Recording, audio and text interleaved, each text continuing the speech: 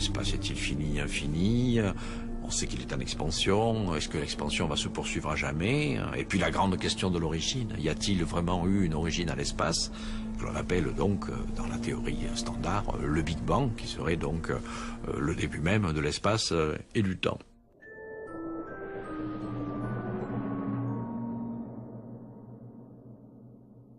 Infiniment courbe. Ça suggère quoi? Ça veut dire que la relativité générale prédisait que dans certaines conditions extrêmes, l'espace deviendrait infiniment petit, la courbure tendrait vers l'infini, l'espace, l'univers deviendrait infiniment courbe.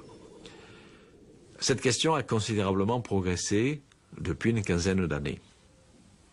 Pourquoi? Parce qu'on a commencé à voir l'émergence de théories nouvelles qui essaient justement d'aller au-delà de la relativité générale.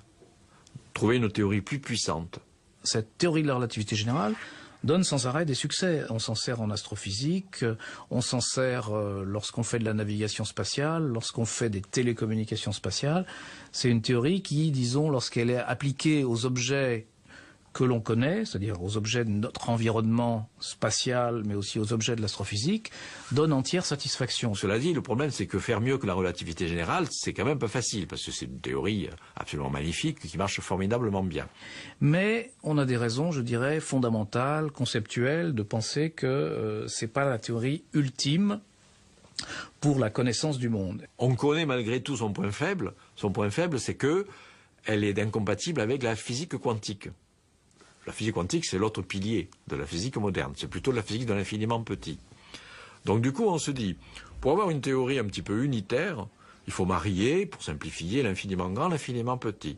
Donc marier la théorie d'Einstein, qui décrit le très grand, la gravitation, le cosmos, et puis les particules élémentaires, c'est-à-dire la physique quantique. Puisqu'on a finalement deux visions du monde, celle de la relativité qui nous parle d'un espace-temps, un espace-temps déformable, en interaction avec la matière, et de l'autre côté, on a une vision quantique qui, au contraire, se déroule dans un espace-temps qui est rigide, qui n'est pas déformable, qui n'est pas en interaction avec la matière, et qui décrit la matière elle-même par des sortes de, ce qu'on appellerait des champs quantiques, qui sont des objets relativement non conformes à l'intuition, en tout cas pas des particules localisées comme en relativité.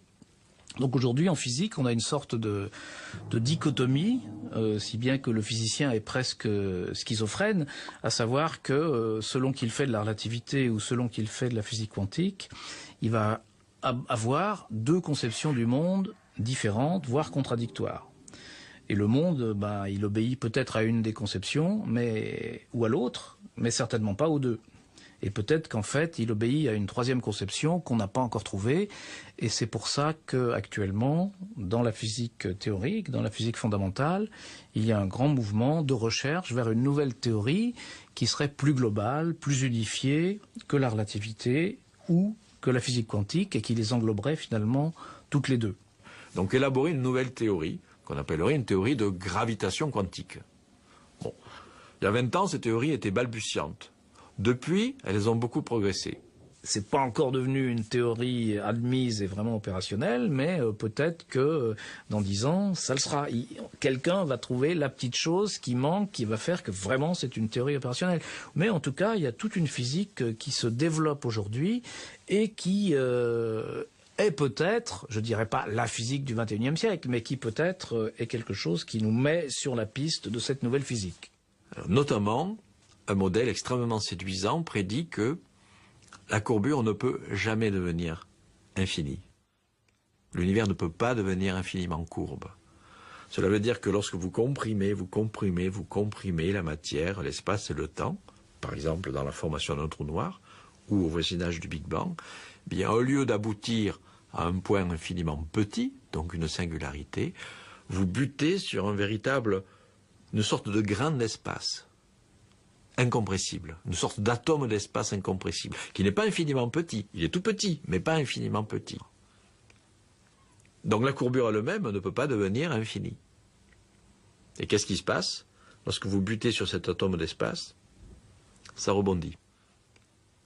Un petit peu comme si la gravitation s'inversait et devenait répulsive à l'échelle de ce grain d'espace. Donc ça veut dire qu'il y aurait un rebond. Alors évidemment, ça ouvre des perspectives tout à fait nouvelles. Ça veut dire que, par exemple, le Big Bang au sens strict en tant que singularité, c'est-à-dire un début absolu du temps, est éliminé de la théorie. Ça veut dire que donc, vous pouvez imaginer un avant le Big Bang. Attention, il y a 20 ans, on n'avait même pas le droit d'en parler. De dire un avant Big Bang, ça n'avait aucun sens. Parce qu'en s'en tenant à la relativité générale standard, le Big Bang marquait le début du temps, donc on ne pouvait pas parler d'un avant le Big Bang. Maintenant, on le peut, parce qu'on a une théorie plus puissante. Donc, qu'est-ce que c'est un avant Big Bang? Par exemple, c'est une phase donc antérieure de notre univers, par exemple il y a 50 milliards d'années, un univers ressemblant éventuellement plus ou moins au nôtre, mais par exemple, au lieu d'être en expansion, il était en contraction. Donc l'univers se contracte, et au lieu justement de former un Big Crunch, une singularité finale, il bute sur l'atome d'espace. Ça rebondit et rentre en expansion. C'est notre cycle d'univers actuel. Mais donc avec la possibilité que l'univers ait existé en fait de toute éternité. Et peut-être d'ailleurs soit l'objet d'une série comme ça d'expansion-contraction avec des malaxages et à chaque contraction aboutissant non pas à une singularité mais à un rebond sur une sorte d'atome d'espace. Le terme d'infini lui-même n'est peut-être plus approprié pour décrire la réalité des choses. Extrêmement courbe, mais plus infiniment courbe.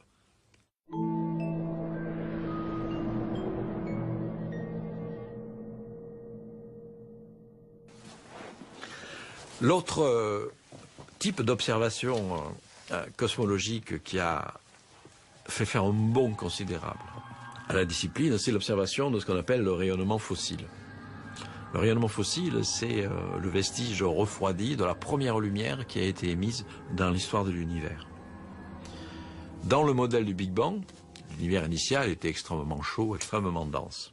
Il n'avait évidemment pas encore formé de planètes, d'étoiles, de galaxies. C'était une sorte de plasma, c'est-à-dire un gaz extrêmement chaud, extrêmement dense, de particules élémentaires. Et ce gaz en expansion. La théorie du Big Bang prédisait que, au bout de seulement 400 000 ans d'expansion, l'univers est devenu subitement transparent, c'est-à-dire qu'il a laissé échapper la lumière. Donc c'est la première lumière émise dans l'histoire de l'univers. Après, cette lumière, évidemment, c'est à voyager dans l'espace et dans le temps. Aujourd'hui, 14 milliards d'années plus tard à peu près, on baigne toujours dans cette lumière, mais un peu refroidie. Eh bien, au début du XXIe siècle, la NASA a envoyé un satellite qui s'appelle WMAP, qui a cartographié la distribution de ce rayonnement tout autour de nous. Donc la cartographie du rayonnement fossile. Et a produit une carte fascinante, puisque c'est la carte montrant la première lumière émise dans l'histoire de l'univers. Donc en fait, c'est la plus ancienne image que l'on puisse avoir de l'univers, puisque c'est l'univers tel qu'il était il y a quasiment 14 milliards d'années, peu après sa naissance. Elle est en fausse couleur, et qu'est-ce qu'on voit? On voit des sortes de grains rouges, de grains bleus, etc. Mais là où c'est extraordinaire, c'est de réaliser que ces petits grains que l'on voit, ce sont les tout premiers grains de lumière dans l'histoire de l'univers, des petites fluctuations, et ce sont les germes de tout ce qui existe aujourd'hui dans l'univers. C'est à partir de ces grumeaux infinitésimaux dans la soupe initiale que se sont formés plus tard, grâce à la gravité, les étoiles, les galaxies, les amas de galaxies.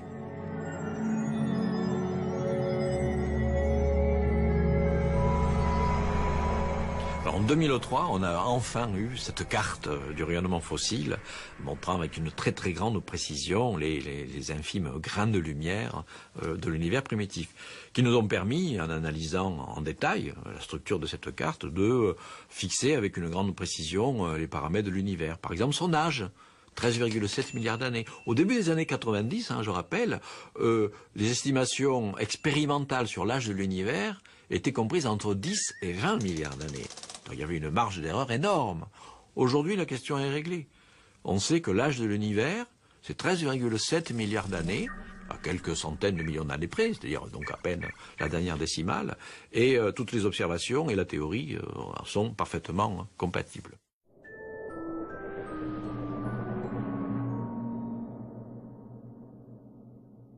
Aujourd'hui, dans la physique, il y a quelques énigmes que nous n'arrivons pas à résoudre et qui sont finalement des indices supplémentaires que peut-être quelque chose ne va pas dans notre théorie de la relativité. Ces énigmes, on les rencontre en astrophysique et en cosmologie, et il y en a 3. La NASA avait lancé, il y a plusieurs décennies, des sondes spatiales, appelées Pioneer, et Voyageurs aussi, pour explorer les parties externes du système solaire. Elles ont rempli leur mission, elles nous ont envoyé des magnifiques photos des planètes géantes, Saturne, Jupiter, mais elles continuent leur voyage dans le système solaire et on continue à suivre leur mouvement par un système d'échange de signaux radio. Et on s'est aperçu que, contrairement à ce qu'on attendait, ces sondes étaient soumises à une accélération. Et on ne comprend pas l'origine de cette accélération. Et de plus en plus de physiciens, d'astronomes, pensent que la solution du problème Pioneer, c'est tout simplement d'admettre que notre bonne théorie de la gravitation n'est pas la relativité générale, mais une autre théorie que l'on ne connaît pas encore. Autre problème, quand on observe une galaxie, on s'aperçoit que la masse de la galaxie telle qu'on la voit n'est pas suffisante pour retenir, par son attraction gravitationnelle, les étoiles qui sont dans la galaxie. C'est-à-dire, il n'y a pas assez de masse pour retenir les étoiles dans une galaxie. D'où une première idée de réponse à ce problème, qui est de dire, si on ne voit pas assez de masse, peut-être qu'il y a aussi de la masse qui est invisible, ou qui est cachée, qui est sombre, qui est noire. Donc on parle de masse cachée, de masse sombre, et on parle du problème de la masse cachée, alors qu'en fait, on qualifie ce problème du nom de la solution qu'on voudrait lui donner.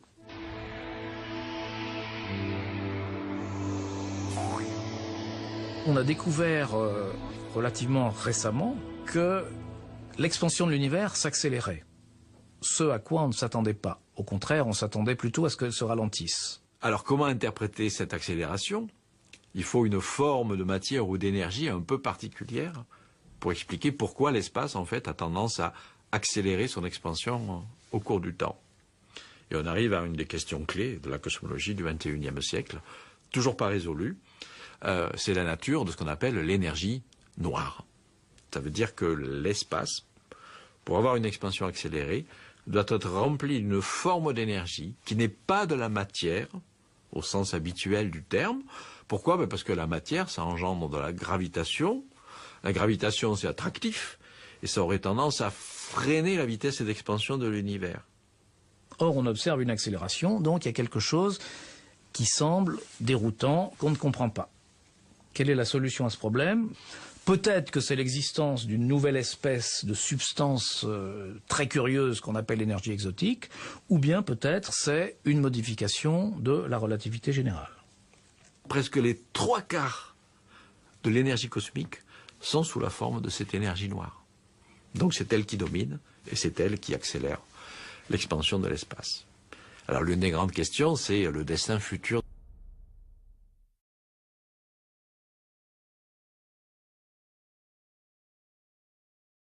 de l'univers.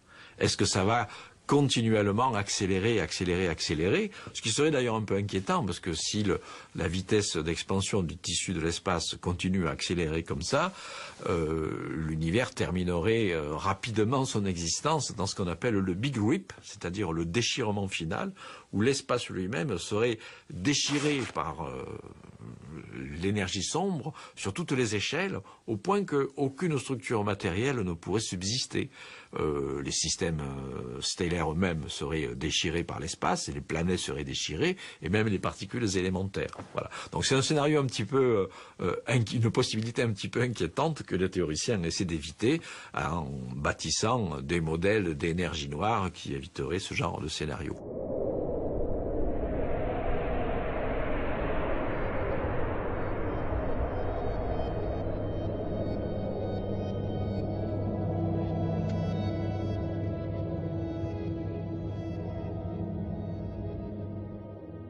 Tout ce que l'on voit dans l'univers, même avec les plus grands télescopes.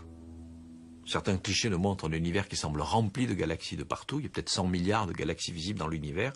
Malgré tout, ça ne représente que quelques pourcents à peine de ce que l'univers contient réellement. On sait aujourd'hui que l'univers est réellement gouverné, dans son histoire, son destin, sa structure, par l'invisible, de la matière et de l'énergie sombre. Mais ce qui est formidable, à la fois avec nos théories et nos instruments, c'est d'arriver tout de même à contourner la difficulté de l'invisible et à mettre indirectement en évidence cet invisible. Voilà.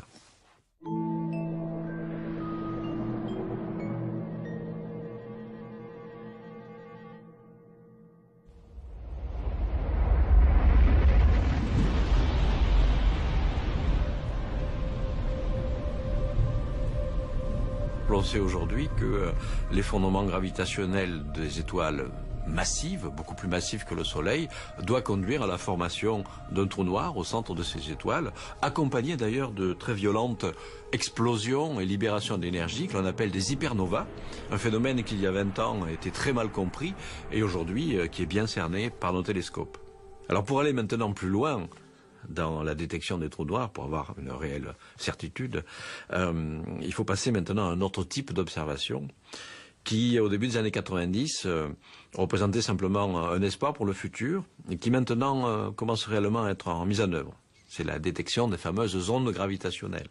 Alors les ondes gravitationnelles, ce sont les vibrations infinitésimales de l'espace-temps, toujours dans le cadre de la relativité générale d'Einstein. L'espace-temps est élastique, il est courbé par les masses. Puis en plus, quand une masse se déplace dans l'espace, elle agite l'espace-temps et elle produit des ondes, des légères ondulations de courbure, qui se déplacent d'ailleurs à la vitesse de la lumière, mais ce n'est pas de la lumière, ce sont des ondes dites gravitationnelles. Et donc, le grand défi, c'est d'arriver à fabriquer des détecteurs, des télescopes, si on veut, à ondes gravitationnelles. Et cet espoir se nomme LISA. LISA, c'est un magnifique projet international où cette fois-ci, on embarquerait les détecteurs dans l'espace. Et au lieu d'avoir des miroirs séparés simplement de quelques kilomètres, on aurait des miroirs séparés dans l'espace de plusieurs millions de kilomètres. Et évidemment, donc, la précision serait accrue.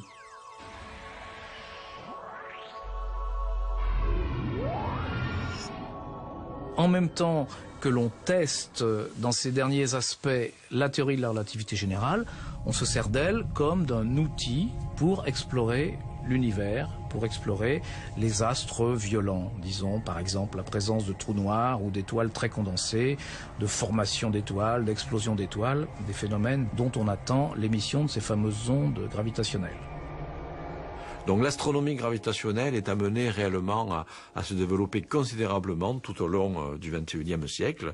Et c'est sans doute elle qui, lorsqu'elle sera réellement au point, nous donnera les aperçus les plus profonds sur un petit peu les limites de nos connaissances, c'est-à-dire la frontière, qu'est-ce qui se passe à la frontière même d'un trou noir, inaccessible à l'observation ordinaire, et puis en allant encore plus loin, en allant dans la cosmologie, cerner le début même de l'espace et du temps dans la fameuse théorie du Big Bang.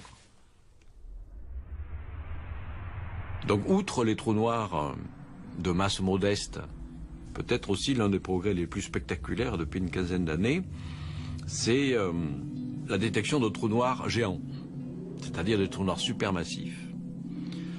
On soupçonnait qu'ils existaient au centre de pratiquement chaque galaxie. C'est-à-dire pratiquement chaque galaxie aurait juste en son centre un trou noir géant. Alors quand je dis géant, c'est vraiment un trou noir qui, au lieu d'avoir quelques masses solaires, a plusieurs millions de fois la masse du Soleil, voire même plusieurs milliards de fois. Bien là encore, depuis 15 ans, les observations ont considérablement avancé notre connaissance, et notamment ce qu'on appelle le trou noir galactique, c'est-à-dire celui qui se trouve dans notre propre galaxie. On connaît exactement où est le centre galactique, le centre de gravité. On ne voit rien au centre galactique. Il y a quelque chose, il y a une masse invisible. Alors comment on la détecte? Bien en observant les étoiles qui tournent autour. Ça a commencé en 1992. Des observations dans différents domaines de longueur d'onde, avec des instruments comme l'infrarouge et d'autres, ont permis de commencer à mesurer le mouvement d'étoiles qui appartiennent à un amas au centre même de notre galaxie, un amas d'étoiles. Ces étoiles tournent autour du centre de gravité de l'amas, où on ne voit rien. Mais en analysant depuis une quinzaine d'années, en suivant le mouvement de ces étoiles, on arrive à reconstituer la dynamique générale de cet amas et en déduire quelle est la masse invisible qui fait tourner ces étoiles-là. Parce que s'il n'y avait réellement pas de masse au centre de gravité, les étoiles ne tourneraient pas aussi vite que ce que l'on observe. Le fait que les étoiles tournent beaucoup plus vite que ce que l'on aurait pu attendre, indique qu'il y a une masse extrêmement importante qui les fait tourner et les accélère. Cette masse-là, on l'appelle le trou noir galactique, Sagittarius A, et grâce à l'analyse très suivie depuis 15 ans, patiente et minutieuse, des trajectoires de plusieurs étoiles tournant autour du centre de gravité de la galaxie, on a déterminé la masse du trou noir galactique. C'est 3 millions de fois la masse du Soleil.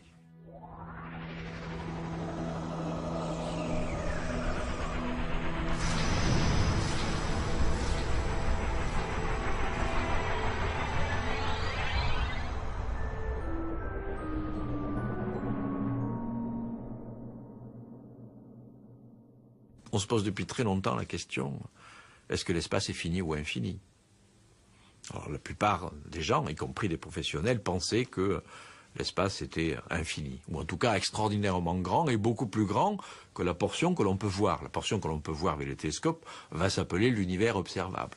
Donc question, est-ce que l'univers réel est infiniment grand ou incroyablement plus grand que l'univers observable? C'était ce que la plupart des professionnels pensaient dans les années 1990.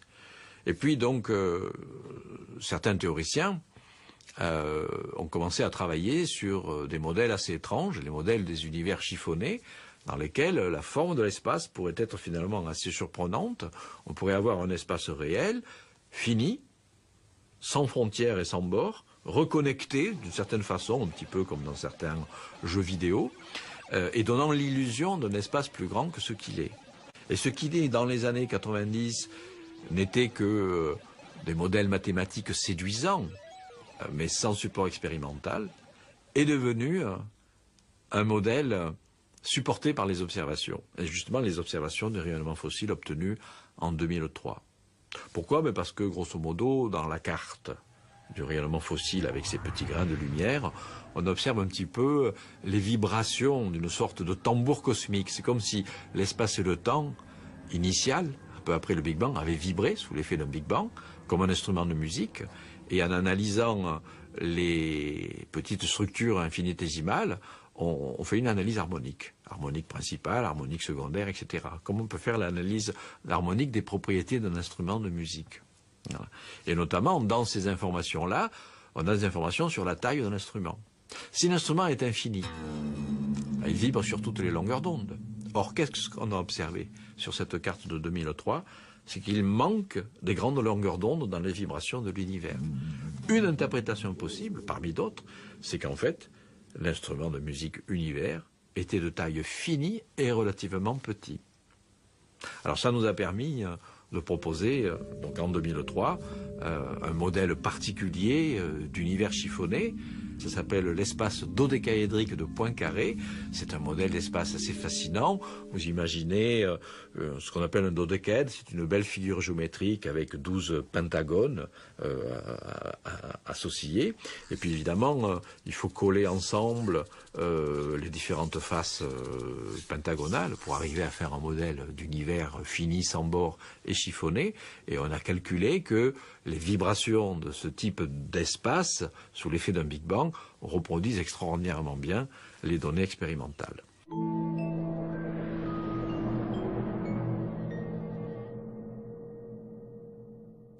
Il y a sans doute une nouvelle physique qui est en train de se mettre en place. Et évidemment, on la cherche surtout de manière théorique, avec des idées géométriques, mais bien entendu, quand on est en physique et qu'on a des idées, on veut et même on doit les valider par l'observation, par l'expérience. Dans quelques mois va être lancé par exemple le satellite Planck qui va nous permettre d'observer les détails de l'univers il y a 13 milliards d'années. Et évidemment, ça nous donne des tas de renseignements sur l'évolution de l'univers et donc indirectement sur la gravitation. Et donc, les réponses, on les attend, c'est-à-dire ou bien on va avoir rien de très nouveau, d'intéressant, et dans ce cas-là, il faudra continuer à réfléchir, essayer d'aller encore plus loin, ou bien on va enfin avoir quelque chose de nouveau, quelque chose d'inattendu, et là, ça va être très excitant, parce que tout le monde va se dire, voilà, est-ce que ce petit résultat nouveau qu'on a trouvé, est-ce qu'il est compatible avec les idées de gravité quantique? Est-ce qu'il est compatible avec l'idée de supersymétrie? Est-ce qu'il est compatible avec la théorie des cordes? on imagine quelque chose qui n'obéirait pas aux lois de la physique qu'on connaît. Alors on peut toujours se dire les lois de la physique vont changer puisqu'on va essayer de trouver une nouvelle théorie, mais pour le moment non, elles sont comme ça. Donc avant d'imaginer quelque chose qui n'obéit pas aux lois de la physique, il vaut mieux se demander comment on va changer les lois de la physique. Ben, c'est ma position. Parce que je l'avais écrit et tout, il était en Argentine. Oui, c'est ça, oui, mais il est revenu là, je crois. Et puis voilà, il m'a envoyé un mail et puis j'ai oublié de le dire. Il a tellement collaboré. C'est un travail collectif, c'est un travail progressif, c'est une activité sociale extrêmement intéressante, communautaire, et c'est ça qui est, c'est un des aspects fascinants, bien sûr, de la science, c'est que c'est un travail collectif et que finalement on se réfère sans arrêt aux travaux de ses collègues, mais aussi de ses prédécesseurs, c'est-à-dire on a l'impression que si de l'autre côté de cette porte il y avait Einstein ou Newton, on pourrait tout de suite entamer une discussion sur les mérites et les défauts de la gravité quantique ou de la théorie des cordes, et que on se sentirait tout de suite sur la même longueur d'onde, je dirais. Un milliard de fois ça, plus c'est exactement faible. la même chose que ce qu'on appelait l'effet Casimir, mais dit d'une autre manière. Oui, sauf que là, c'est pas On sait d'avance ce que ça fait.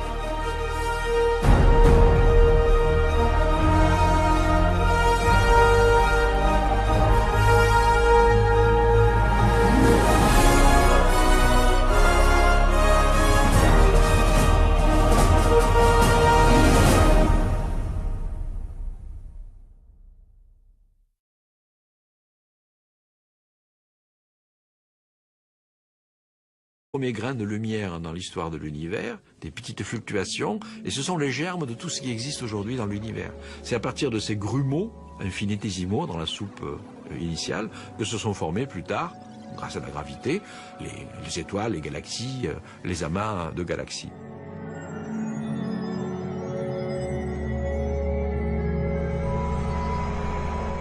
En 2003, on a enfin eu cette carte du rayonnement fossile, montrant avec une très très grande précision les infimes grains de lumière de l'univers primitif, qui nous ont permis, en analysant en détail la structure de cette carte, de fixer avec une grande précision les paramètres de l'univers. Par exemple, son âge. 13,7 milliards d'années. Au début des années 90, je rappelle, les estimations expérimentales sur l'âge de l'univers étaient comprises entre 10 et 20 milliards d'années. Il y avait une marge d'erreur énorme. Aujourd'hui, la question est réglée. On sait que l'âge de l'univers, c'est 13,7 milliards d'années, à quelques centaines de millions d'années près, c'est-à-dire donc à peine la dernière décimale, et toutes les observations et la théorie sont parfaitement compatibles.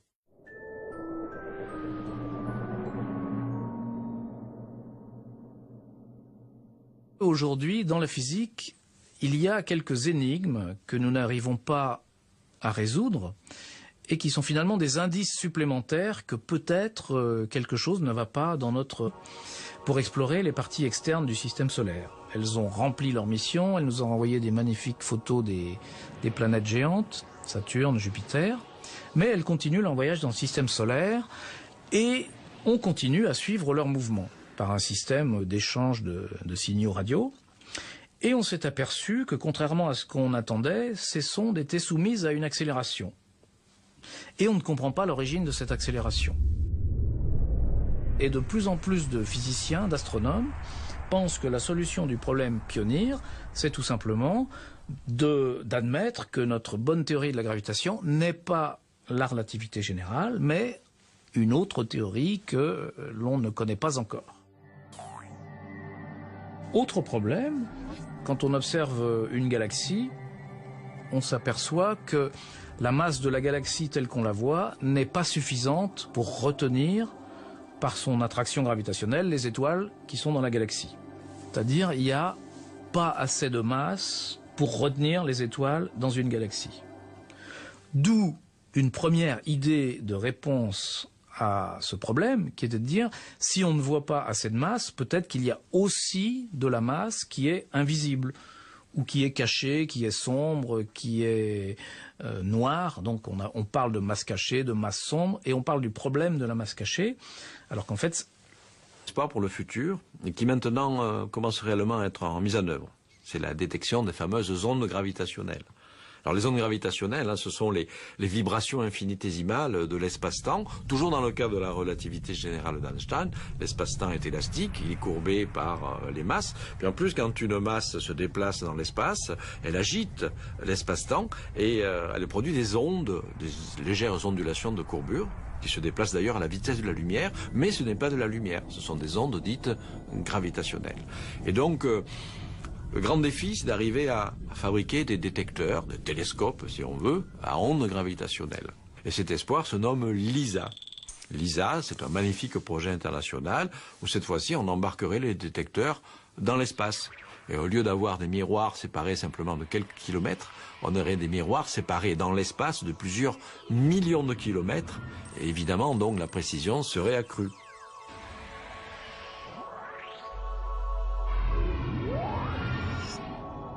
En même temps que l'on teste dans ces derniers aspects la théorie de la relativité générale, on se sert d'elle comme d'un outil pour explorer l'univers, pour explorer les astres violents, disons par exemple la présence de trous noirs ou d'étoiles très condensées, de formation d'étoiles, d'explosion d'étoiles, des phénomènes dont on attend l'émission de ces fameuses ondes gravitationnelles.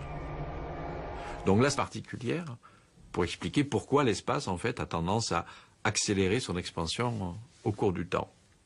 Et on arrive à une des questions clés de la cosmologie du XXIe siècle, toujours pas résolue, c'est la nature de ce qu'on appelle l'énergie noire. Ça veut dire que l'espace, pour avoir une expansion accélérée, doit être rempli d'une forme d'énergie qui n'est pas de la matière, au sens habituel du terme. Pourquoi? Parce que la matière, ça engendre de la gravitation. La gravitation, c'est attractif. Et ça aurait tendance à freiner la vitesse d'expansion de l'univers. Or, on observe une accélération, donc il y a quelque chose qui semble déroutant, qu'on ne comprend pas. Quelle est la solution à ce problème? Peut-être que c'est l'existence d'une nouvelle espèce de substance très curieuse qu'on appelle l'énergie exotique, ou bien peut-être c'est une modification de la relativité générale. Presque les 3/4 de l'énergie cosmique sont sous la forme de cette énergie noire. Donc c'est elle qui domine et c'est elle qui accélère l'expansion de l'espace. Alors l'une des grandes questions, c'est le destin futur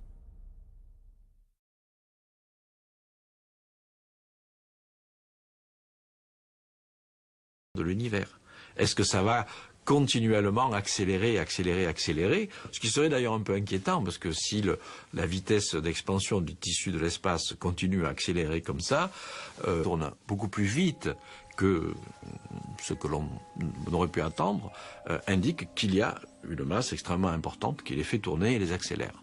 Cette masse-là, on l'appelle le trou noir galactique, Sagittarius A, et grâce à l'analyse très suivie depuis 15 ans, patiente et minutieuse, des trajectoires de plusieurs étoiles tournant autour du centre de gravité de la galaxie, on a déterminé la masse du trou noir galactique. C'est 3 millions de fois la masse du Soleil.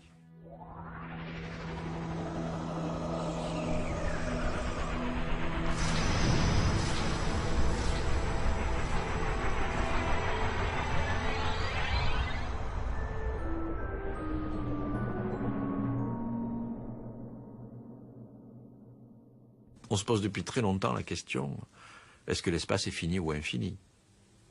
Alors la plupart des gens, y compris des professionnels, pensaient que l'espace était infini, ou en tout cas extraordinairement grand et beaucoup plus grand que la portion que l'on peut voir. La portion que l'on peut voir avec les télescopes va s'appeler l'univers observable.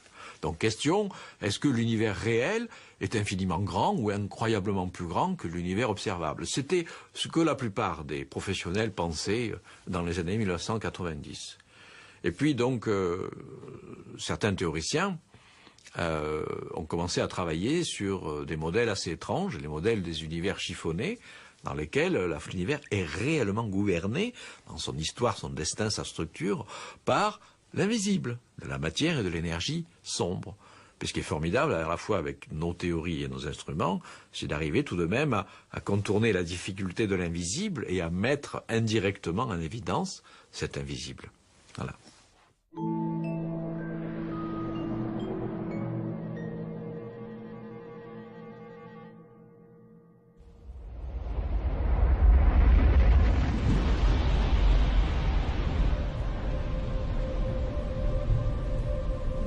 On sait aujourd'hui que l'effondrement gravitationnel des étoiles massives, beaucoup plus massives que le Soleil, doit conduire à la formation d'un trou noir au centre de ces étoiles, accompagné d'ailleurs de très violentes explosions et libérations d'énergie que l'on appelle des hypernovas, un phénomène qui il y a 20 ans était très mal compris et aujourd'hui qui est bien cerné par nos télescopes. Alors pour aller maintenant plus loin dans la détection des trous noirs, pour avoir une réelle certitude, il faut passer maintenant à un autre type d'observation qui, au début des années 90, représentait simplement un espoir pour le futur et qui maintenant commence réellement à être en mise en œuvre. C'est la détection des fameuses ondes gravitationnelles. Alors les ondes gravitationnelles, ce sont les vibrations infinitésimales de l'espace-temps, toujours dans le cadre de la relativité générale d'Einstein. L'espace-temps est élastique, il est courbé par... Peut-être, je dirais pas la physique du XXIe siècle, mais qui peut-être est quelque chose qui nous met sur la piste de cette nouvelle physique. Alors, notamment, un modèle extrêmement séduisant prédit que la courbure ne peut jamais devenir infinie. L'univers ne peut pas devenir infiniment courbe. Cela veut dire que lorsque vous comprimez la matière, l'espace et le temps, par exemple dans la formation d'un trou noir ou au voisinage du Big Bang, bien au lieu d'aboutir à un point infiniment petit, donc une singularité, vous butez sur une sorte de grain d'espace incompressible, une sorte d'atome d'espace incompressible, qui n'est pas infiniment petit, il est tout petit, mais pas infiniment petit. Donc la courbure elle-même ne peut pas devenir infinie. Et qu'est-ce qui se passe? Lorsque vous butez sur cet atome d'espace, ça rebondit.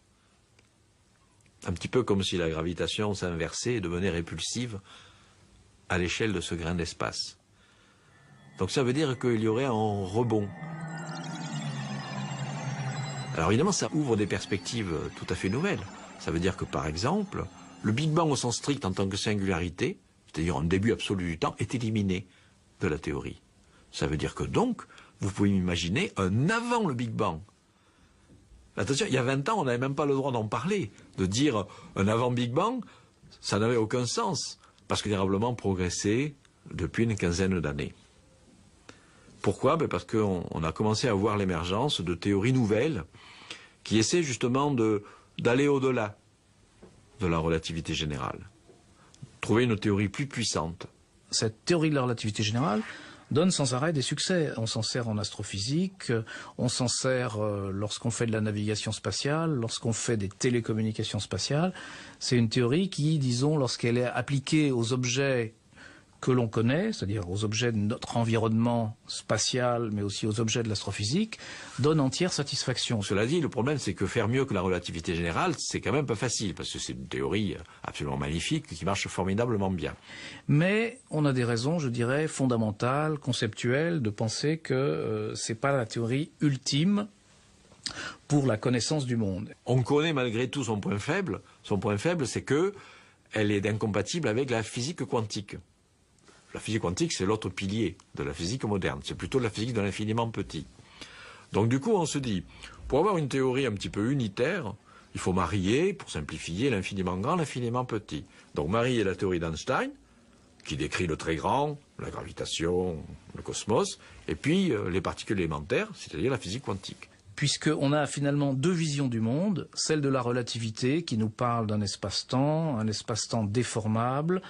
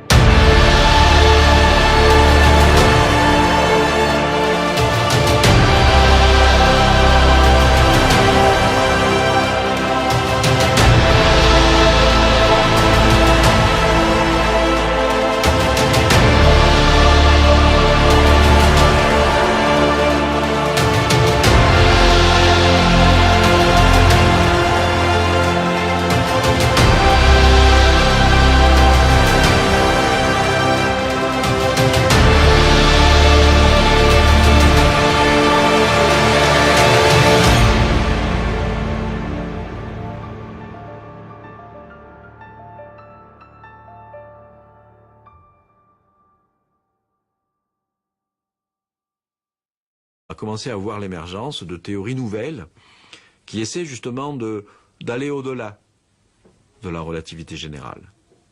Trouver une théorie plus puissante. Cette théorie de la relativité générale donne sans arrêt des succès. On s'en sert en astrophysique, on s'en sert lorsqu'on fait de la navigation spatiale, lorsqu'on fait des télécommunications spatiales.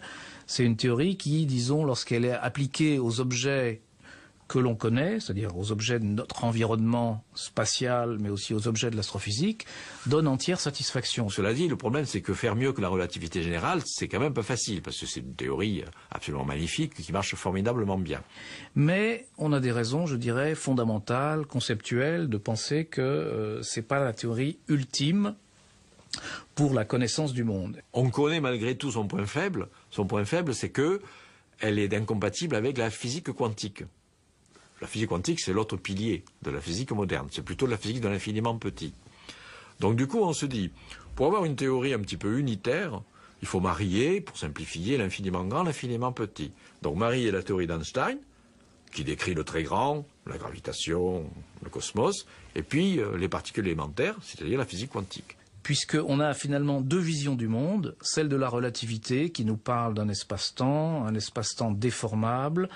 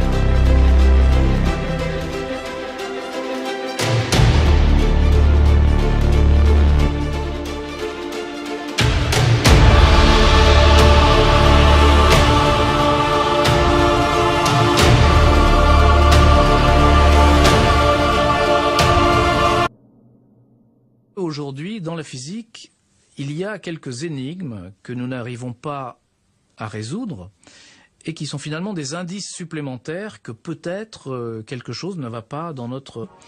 pour explorer les parties externes du système solaire. Elles ont rempli leur mission, elles nous ont envoyé des magnifiques photos des planètes géantes, Saturne, Jupiter, mais elles continuent leur voyage dans le système solaire et on continue à suivre leur mouvement par un système d'échange de signaux radio.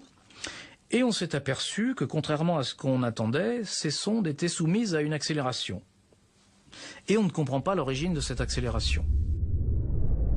Et de plus en plus de physiciens, d'astronomes, pensent que la solution du problème Pionir, c'est tout simplement d'admettre que notre bonne théorie de la gravitation n'est pas la relativité générale, mais une autre théorie que l'on ne connaît pas encore. Autre problème, quand on observe une galaxie, on s'aperçoit que la masse de la galaxie telle qu'on la voit n'est pas suffisante pour retenir, par son attraction gravitationnelle, les étoiles qui sont dans la galaxie. C'est-à-dire, il n'y a pas assez de masse pour retenir les étoiles dans une galaxie. D'où une première idée de réponse à ce problème, qui est de dire, si on ne voit pas assez de masse, peut-être qu'il y a aussi de la masse qui est invisible, ou qui est cachée, qui est sombre, qui est noire. Donc on parle de masse cachée, de masse sombre, et on parle du problème de la masse cachée, alors qu'en fait... Espoir pour le futur, et qui maintenant commence réellement à être en mise en œuvre. C'est la détection des fameuses ondes gravitationnelles. Alors les ondes gravitationnelles, ce sont les vibrations infinitésimales de l'espace-temps. Toujours dans le cas de la relativité générale d'Einstein, l'espace-temps est élastique, il est courbé par les masses. Puis en plus, quand une masse se déplace dans l'espace, elle agite l'espace-temps et elle produit des ondes, des légères ondulations de courbure, qui se déplacent d'ailleurs à la vitesse de la lumière, mais ce n'est pas de la lumière, ce sont des ondes dites gravitationnelles. Et donc, le grand défi, c'est d'arriver à fabriquer des détecteurs, des télescopes, si on veut, à ondes gravitationnelles. Et cet espoir se nomme LISA. LISA, c'est un magnifique projet international où cette fois-ci, on embarquerait les détecteurs dans l'espace. Et au lieu d'avoir des miroirs séparés simplement de quelques kilomètres, on aurait des miroirs séparés dans l'espace de plusieurs millions de kilomètres. Et évidemment, donc, la précision serait accrue.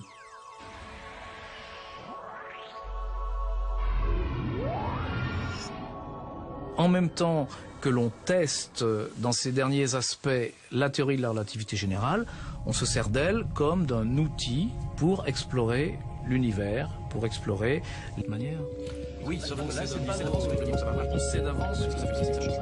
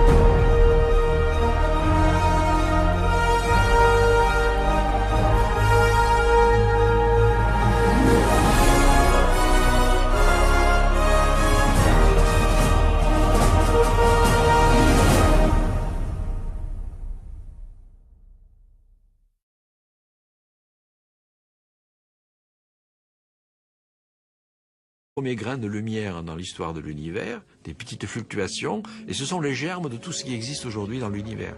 C'est à partir de ces grumeaux infinitésimaux dans la soupe initiale que se sont formés plus tard, grâce à la gravité, les étoiles, les galaxies, les amas de galaxies.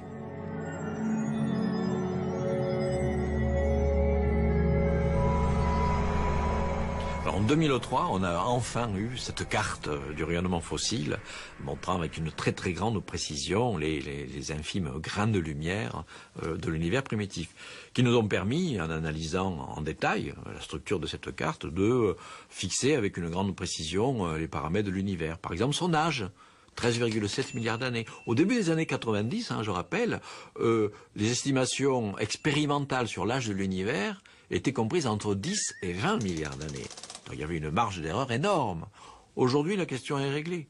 On sait que l'âge de l'univers, c'est 13,7 milliards d'années, à quelques centaines de millions d'années près, c'est-à-dire donc à peine la dernière décimale, et toutes les observations et la théorie sont parfaitement compatibles.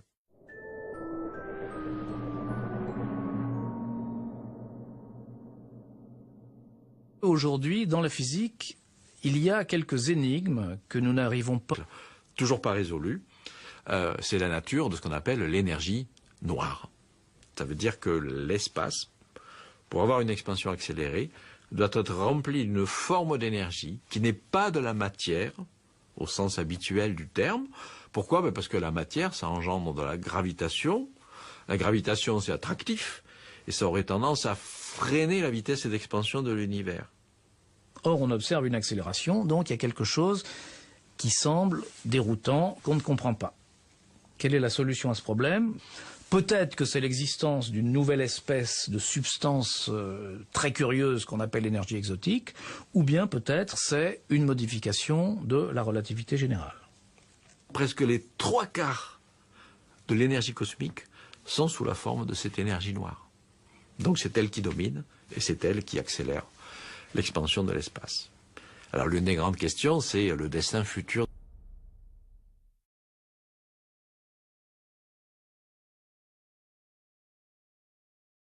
de l'univers. Est-ce que ça va continuellement accélérer, accélérer, accélérer, ce qui serait d'ailleurs un peu inquiétant, parce que si la vitesse d'expansion du tissu de l'espace continue à accélérer comme ça, l'univers terminerait rapidement son existence dans ce qu'on appelle le Big Rip, c'est-à-dire le déchirement final, où l'espace lui-même serait déchiré par l'énergie sombre sur toutes les échelles, au point qu'aucune structure matérielle ne pourrait subsister. Les systèmes stellaires eux-mêmes seraient déchirés par l'espace, et les planètes seraient déchirées, et même les particules élémentaires. Voilà. Donc c'est un scénario un petit peu, une possibilité un petit peu inquiétante que les théoriciens essaient d'éviter en bâtissant des modèles d'énergie noire qui éviteraient ce genre de scénario.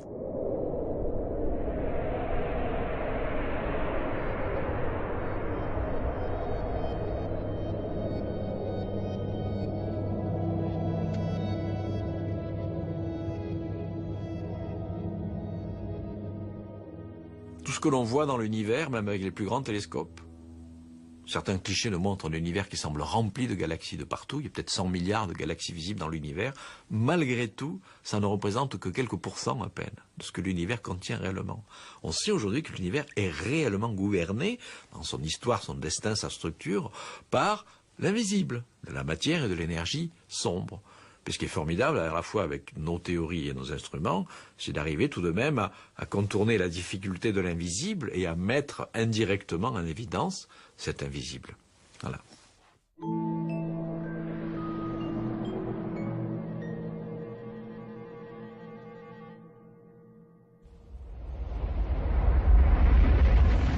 Noir, ou au voisinage du Big Bang, bien au lieu d'aboutir à un point infiniment petit, donc une singularité, vous butez sur une sorte de grain d'espace, incompressible, une sorte d'atome d'espace incompressible, qui n'est pas infiniment petit, il est tout petit, mais pas infiniment petit.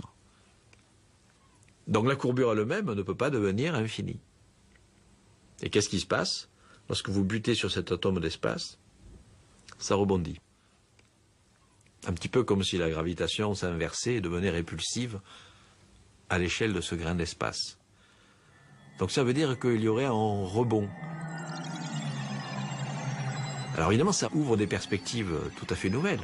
Ça veut dire que, par exemple, le Big Bang au sens strict en tant que singularité, c'est-à-dire un début absolu du temps, est éliminé de la théorie. Ça veut dire que donc, vous pouvez imaginer un avant le Big Bang. Attention, il y a 20 ans, on n'avait même pas le droit d'en parler. De dire un avant Big Bang, ça n'avait aucun sens. Parce qu'en s'en tenant à la relativité générale standard, le Big Bang marquait le début du temps, donc on ne pouvait pas parler d'un avant le Big Bang. Maintenant, on le peut, parce qu'on a une théorie plus puissante. Donc, qu'est-ce que c'est un avant Big Bang? Par exemple, c'est une phase donc antérieure de notre univers, par exemple il y a 50 milliards d'années, un univers ressemblant éventuellement plus ou moins au nôtre, mais par exemple, au lieu d'être en expansion, il était en contraction. Donc l'univers se contracte, et au lieu justement de former un Big Crunch, une singularité finale, il bute sur l'atome d'espace. Ça rebondit et rentre en expansion. C'est notre cycle d'univers actuel. Mais donc avec la possibilité que l'univers ait existé en fait de toute éternité, et peut-être d'ailleurs soit l'objet d'une série comme ça d'expansion-contraction avec des malaxages, et à chaque contraction aboutissant non pas à une singularité, mais à un rebond sur une sorte d'atome d'espace. Le terme d'infini lui-même n'est peut-être plus approprié pour décrire la réalité des choses. Extrêmement courbe, mais plus infiniment courbe.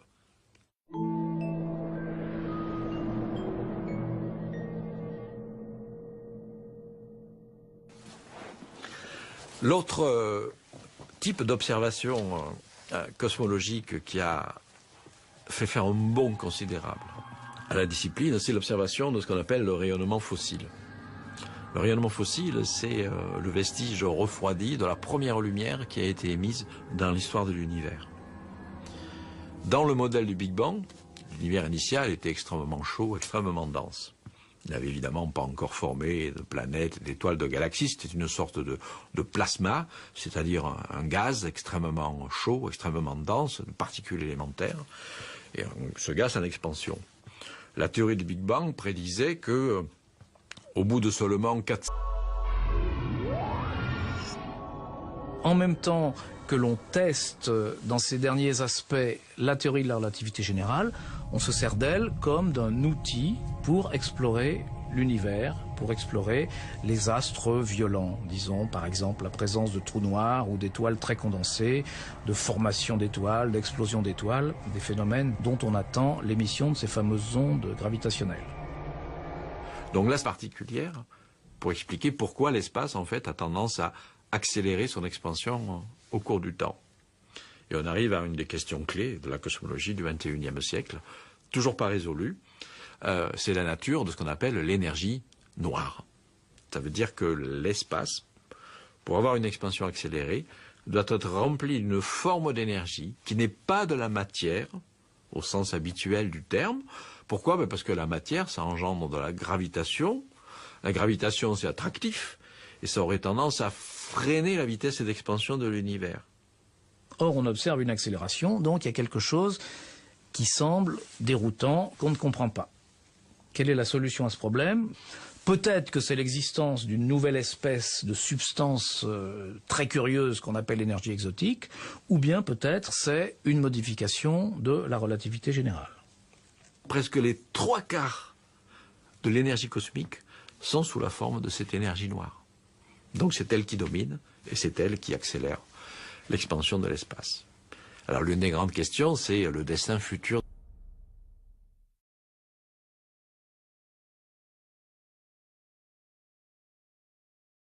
de l'univers. Est-ce que ça va continuellement accélérer, accélérer, accélérer? Ce qui serait d'ailleurs un peu inquiétant, parce que si la vitesse d'expansion du tissu de l'espace continue à accélérer comme ça, tourne beaucoup plus vite que ce que l'on aurait pu attendre, indique qu'il y a une masse extrêmement importante qui les fait tourner et les accélère. Cette masse-là, on l'appelle le trou noir galactique, Sagittarius A, et grâce à l'analyse très suivie depuis 15 ans, patiente et minutieuse, des trajectoires de plusieurs étoiles tournant autour du centre de gravité de la galaxie, on a déterminé la masse du trou noir galactique. C'est 3 millions de fois la masse du Soleil.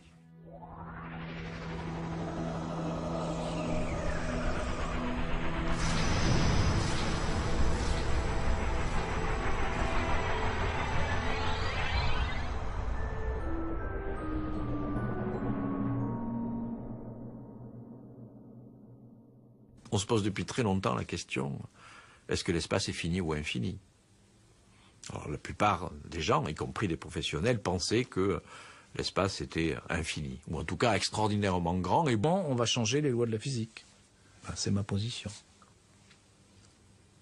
Parce que je l'avais écrit et tout, il était en Argentine. Oui, justement. c'est ça, oui, mais il est revenu là, je crois. Et puis voilà, il m'a envoyé un mail et puis j'ai oublié de le redire. Il a tellement collaboré. C'est un travail collectif, c'est un travail progressif, c'est une activité sociale extrêmement intéressante, communautaire, et c'est ça qui est, c'est un des aspects fascinants, bien sûr, de la science, c'est que c'est un travail collectif et que finalement on se réfère sans arrêt aux travaux de ses collègues, mais aussi de ses prédécesseurs, c'est-à-dire on a l'impression que si de l'autre côté de cette porte il y avait Einstein ou Newton, on pourrait tout de suite entamer une discussion sur les mérites et les défauts de la gravité quantique ou de la théorie des cordes, et que on se sentirait tout de suite sur la même longueur d'onde, je dirais. Un milliard de fois ça, plus c'est faible. exactement la même chose que ce qu'on appelait l'effet Casimir, mais dit d'une autre manière. Oui, sauf que là, c'est pas On sait d'avance que ça fait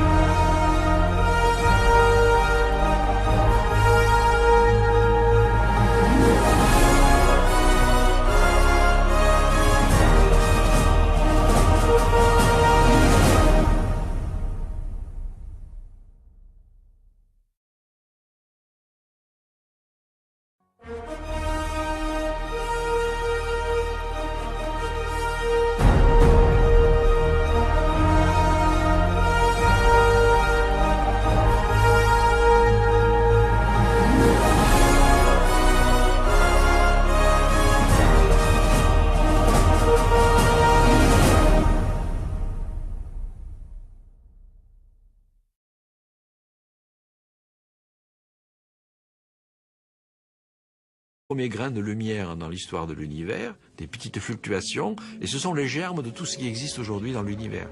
C'est à partir de ces grumeaux infinitésimaux dans la soupe initiale que se sont formés plus tard, grâce à la gravité, les étoiles, les galaxies, les amas de galaxies.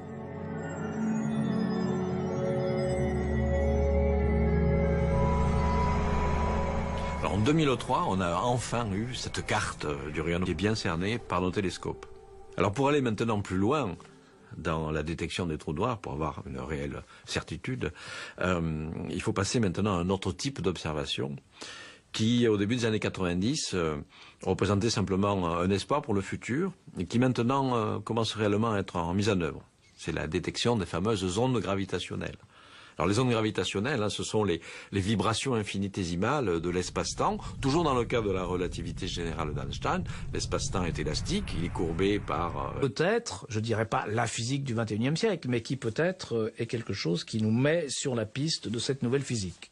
Alors, notamment, un modèle extrêmement séduisant prédit que la courbure ne peut jamais devenir infinie. L'univers ne peut pas devenir infiniment courbe.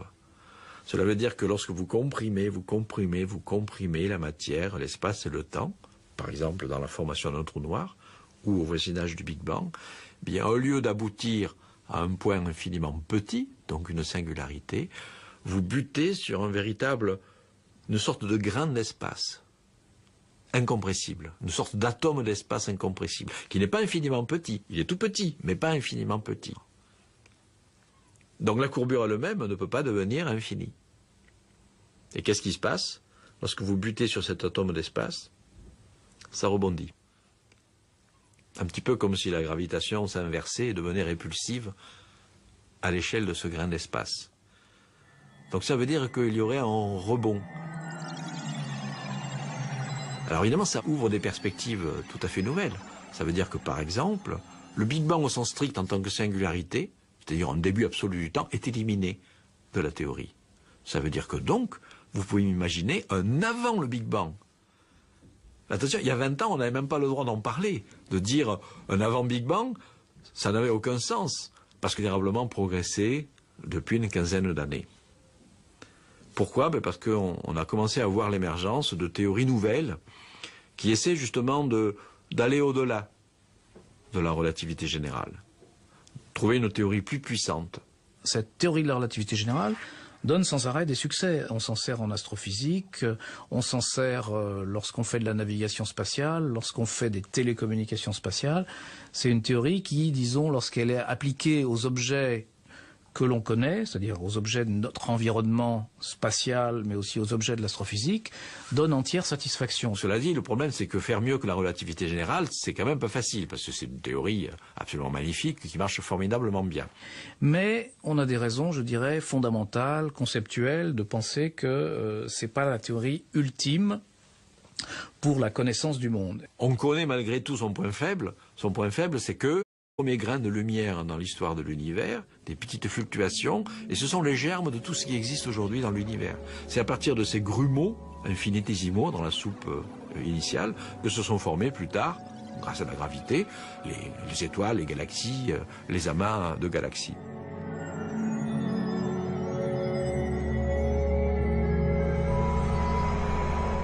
En 2003, on a enfin eu cette carte du rayonnement fossile, montrant avec une très très grande précision les infimes grains de lumière de l'univers primitif, qui nous ont permis, en analysant en détail la structure de cette carte, de fixer avec une grande précision les paramètres de l'univers. Par exemple, son âge.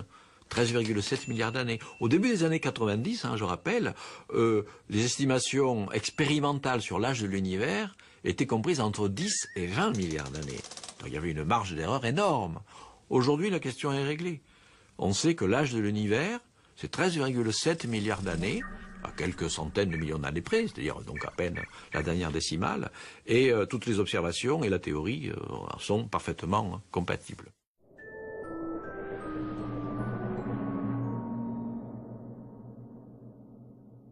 Aujourd'hui, dans la physique, il y a quelques énigmes que nous n'arrivons pas à résoudre et qui sont finalement des indices supplémentaires que peut-être quelque chose ne va pas dans notre...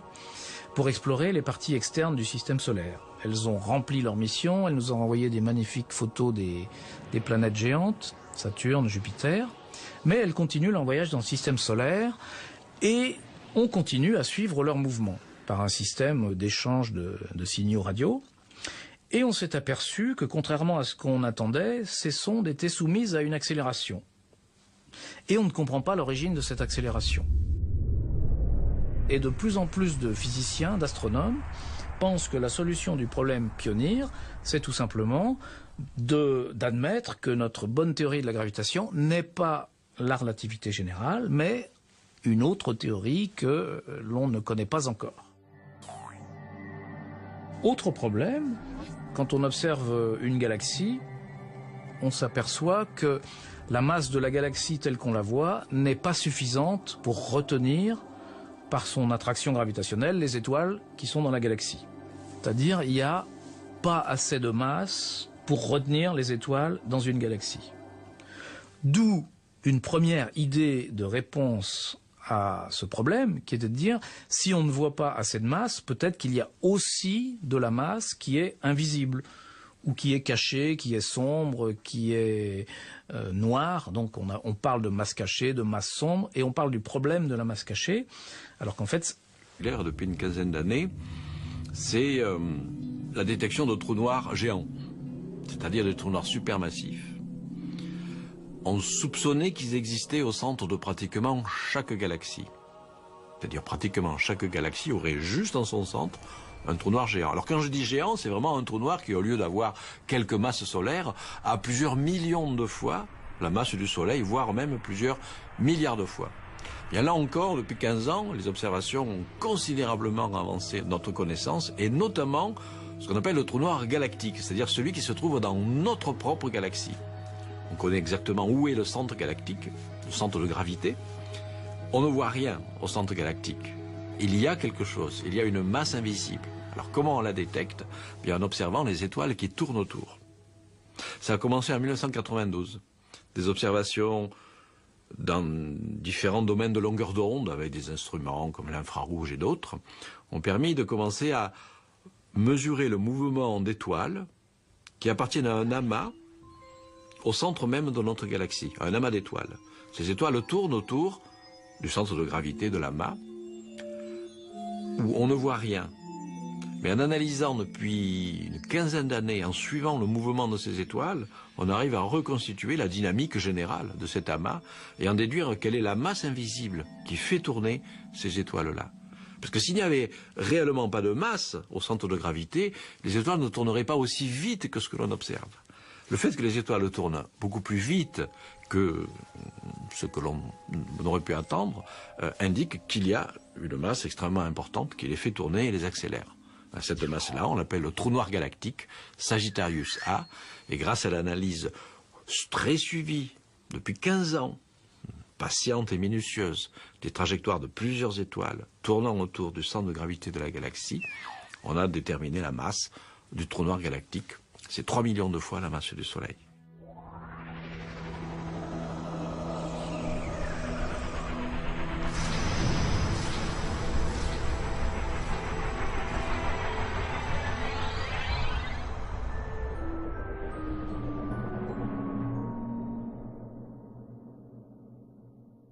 On se pose depuis très longtemps la question, est-ce que l'espace est fini ou infini?